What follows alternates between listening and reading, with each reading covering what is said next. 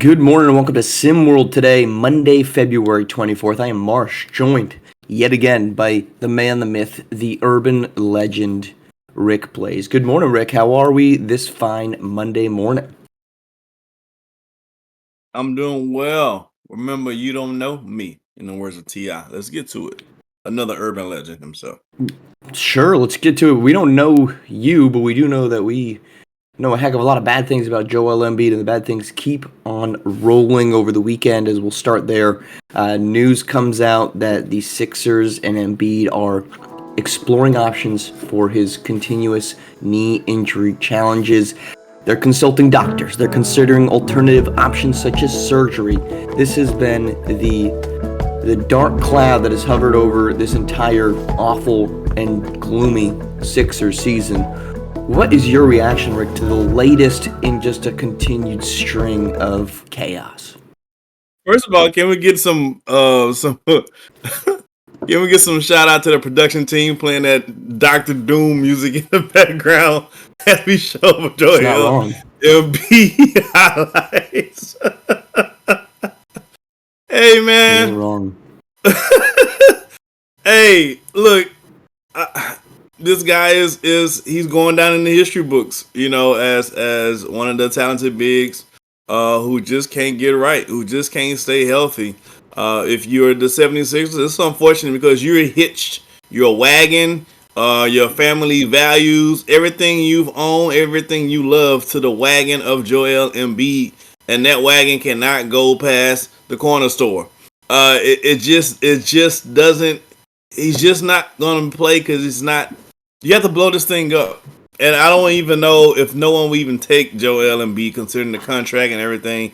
But you have to move away as much as you can from Joel Embiid if you're the 76ers, and I don't think you can actually. So you're just going down with the ship. This is one of the few times where the franchise is just going to go down with the player, and it's not until the player actually leaves or retires or somehow gets traded that the franchise can start to rebuild themselves from the ashes. But they're going down with the ship, which is Joel Embiid. It just is what it is. None of this is breaking news. It feels as if we've had this conversation many times, but it's worth reiterating time and time again just because of the chaos of it. This is reaching now, though. I think the new piece of this is I think this is reaching. It's the worst contract in the entire league. It's the worst extension in the entire league. It's the worst situation in the entire league, and it's bordering on the worst of all those in league history. You've got a guy that signed a 3-year extension that hasn't even kicked in yet. And there's going to be massive question marks that this guy might not even see the end of that. He even says that he acknowledges that his decision last summer to play in the Olympics and his decision to push for the playoffs is meant that he did not have enough time to recover from the surgery that he had in, I think it was February, for his torn meniscus. And a lot of this stems from the constant attention that has been put on Embiid about who he is. Is he an injury-prone player and the guy that can't get it done? And I think a big part of that motivation for him to come back so quick last season was because of that external pressure. Now, I'm not saying that we should all just collectively stop doing that. I'm not saying that, one, because that's never going to happen, even if that would be great to. And two, you can't really tell the guy stop feeling in your feelings for things like that. But in my opinion, there's clearly nobody in the organization or an Embiid circle who is there to protect him from himself and the poor decisions that he makes to try to stay healthy and try to get this team to a championship caliber team. Because they're just not there, Rick. They are not there, and this is going to continue to be the challenge for the next 3 years that we're going to talk about, unless he goes to Germany and has some miraculous surgery done that saves his knee. Yeah, I mean, you're looking at a situation where it's just going down here really, really fast. And I can remember just a short season or two ago, people put him in the same breath as the King Olajuwon, and I scoffed at it then. And now you guys look like idiots now. You guys, because I've never, ever, ever mentioned him in the dream in the same sentence. Well, And you let's guys take it cheated. let's take it one step further than that, Rick. The fact that he was mentioned in the same breath as Nikola Jokic, which was rightful at that time, now looks laughable. It was true for him at the time to be in the conversation with Nikola Jokic. Nikola Jokic has now proven his ability to stay healthy and his just general talent level is superior. All right, speaking of talent level, we got the new SP Top 25 came out over the weekend. Duke remains number 1. Alabama jumps up to number 2. Texas, Villanova, and Kentucky round out the top 5. Rick, what are your takeaways on a new look SP Top 25? I mean, it was what I thought it was going to be. A Parcheesi board, a grab bag Cheesy out of board. the hat. Again, there's just no. I don't know. You know, I'm gonna sound like a broken record here, but it is what it is. Virginia Tech lost a very close game to Duke. You know, I was going to see if the SP, if the geezers on the SP was going to leave them unmoved, like they did Duke. I was wrong. Duke is still the only team in all of college basketball to lose a game, regardless, and not get touched.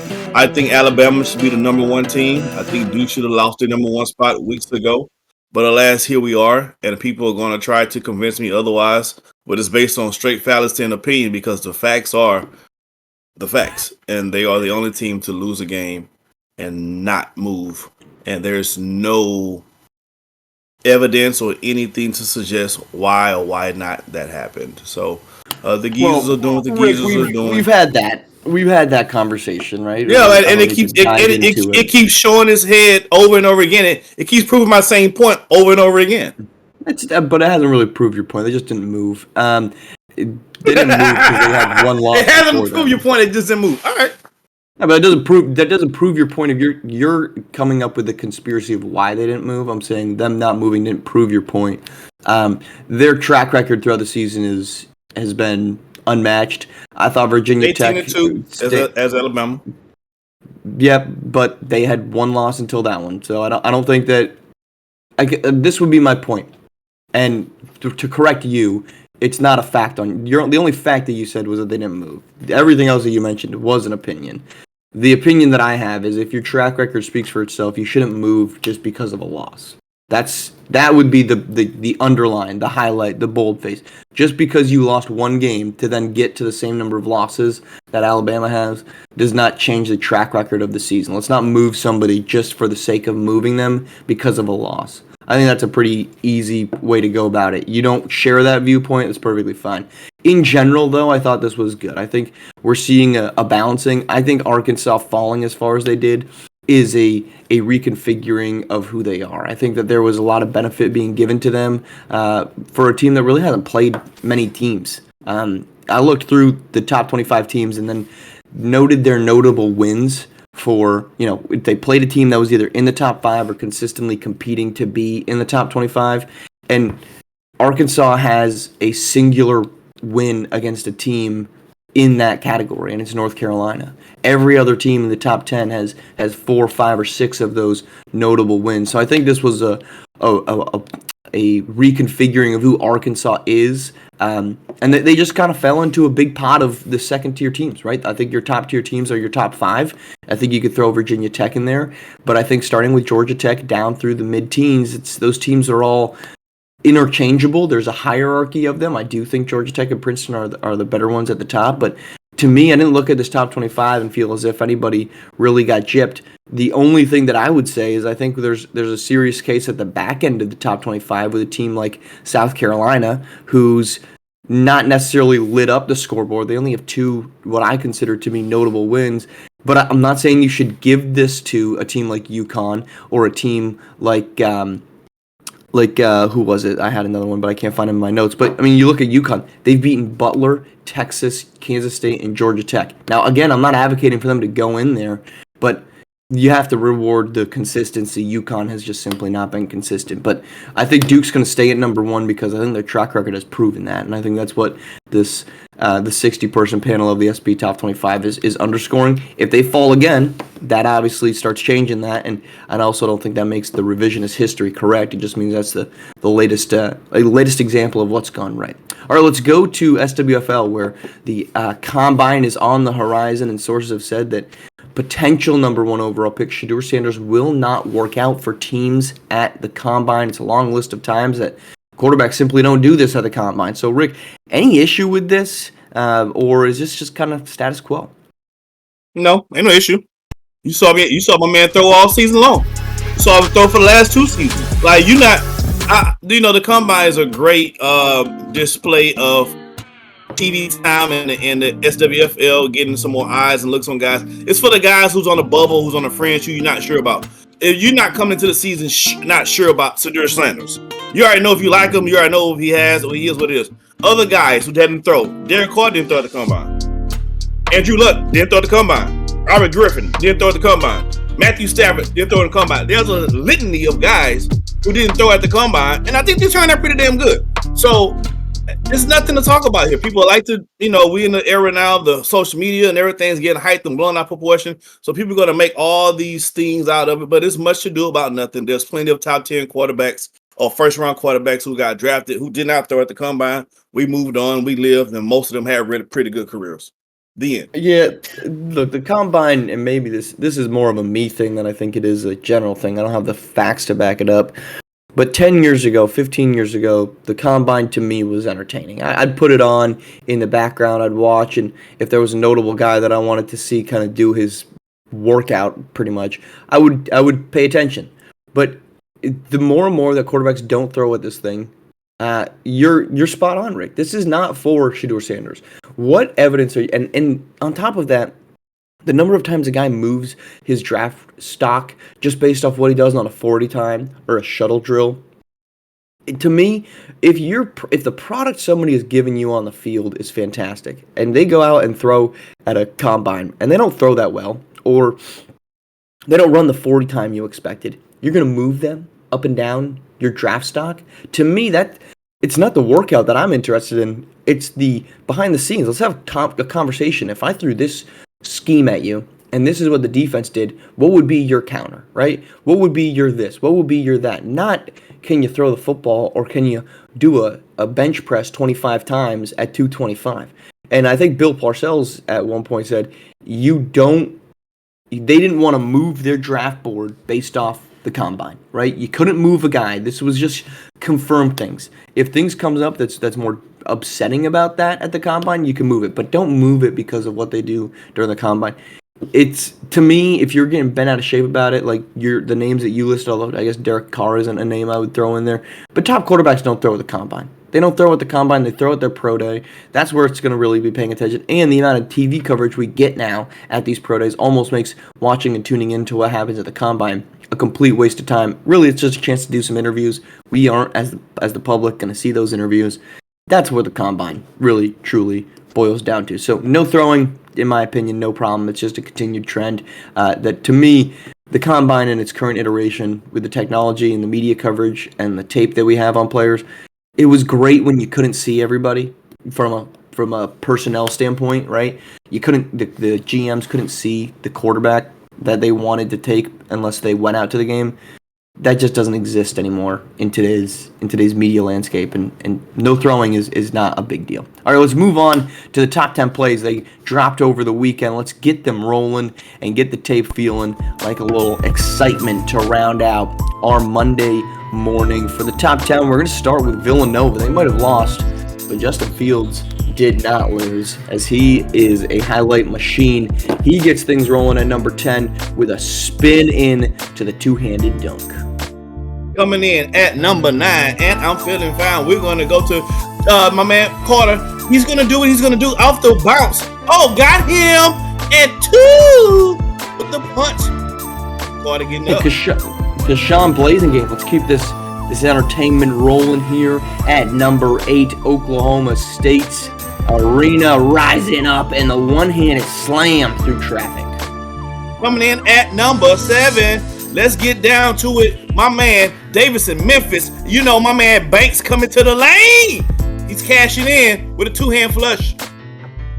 Trey Willis in the Battle of the Treys, Florida and Tennessee. Trey Willis and the Gators would reign supreme, and in the highlight reel, they do the same, driving through all sorts of traffic. Oh, my God. Coming in at number 5, not to be outdone, we go to Georgetown, Villanova, and my man Noah Jackson with the jumper. All in your eye, face the nation. I don't know if that was number 5, but let's roll with it. Roscoe Scarlett was seeing red on this one on the road in Baylor. Tough drive inside, puts the defender to the turf. In Numero Tres, coming in at number 3, we go to Georgia at home. Royce Anderson, the all-world guy. Oh, with the flush over 2. That's a 2-piece, no biscuit, extra hot sauce. Mr. DIY, Donald Effetti rolling in at number 2 for Minnesota at home. There's not really much this man can't do, excluding the cockback slam. And coming in number 1 in the hood, gee, we gotta go. Well, you know we gotta go. Florida State, Virginia.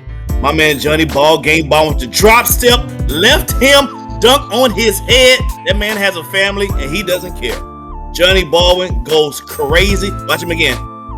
I don't know why they didn't send a triple double team to Coast Guard, because no one, especially him, can't hold him. Johnny Baldwin, ballgame, true contender for a lottery pick. He has definitely dominated for a poor Virginia season. All right, that's our show. Reminder, we got college basketball, but also a nice little storyline over the weekend rolling into your Monday. The Layup Invitational concludes here on Monday night. Reigning Treys, Bay Area Breakers in beautiful Hawaii. That is rolling. And, of course, The Last Dance very much on the horizon. March 7th, The Last Dance begins. Bracket play will begin at 6 p.m. Eastern. Championship game rolling in on March 16th at 2 p.m. College basketball returns. Doubleheader on broadcasted avenues starting Tuesday, 6:30 p.m. with Duke and North Carolina. In our game of the week, the Tobacco Road rivalry returns. That's on Tuesday, 25th at 6:30 p.m. Bam Wallace, Cooper Flag. Can the North Carolina Tar Heels slow down number 1 team in the nation? Follow that up with a number 4 Villanova versus Creighton matchup in the Big East. I don't like North Carolina's chances with Minor being hurt. That's the only reason why I wouldn't pick them to beat Duke. I don't like Minor being hurt. Well, they got a shot. They're still going to have to take down old Cooper Flag to get there. Bam Wallace and co. will have their shot at it. They lost on the road earlier in that rivalry matchup. So, part 2, Tuesday night. That's our show. We're coming back to you tomorrow morning. Basketball rolls on. Layup Invitational, college basketball, pros, every level of hoops you could possibly imagine. We'll break it all down on Tuesday. Rick, appreciate you coming on in. We're back tomorrow morning. I believe we've got a special guest joining us. We'll find out if that's true. Rick, we'll talk to you on the other side. Thank you all for tuning in on SimWorld TV, the only place you can see the game, be the game.